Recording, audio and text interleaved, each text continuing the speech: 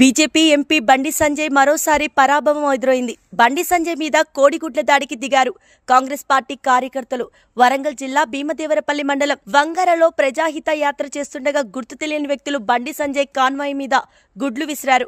ఇక ఈ సందర్భంగా బండి సంజయ్ మాట్లాడుతూ కోడిగుడ్ల దాడితో అసహనం చెంది పోలీసులు బందోబస్తు నాకు ఏమీ వద్దు, మీరు వెళ్లిపోవాలని చెప్పారు.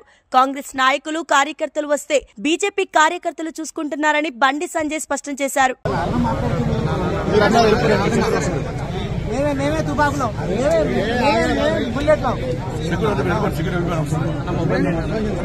వాళ్ళు కూడా ఎండల అజగుతున్నారు.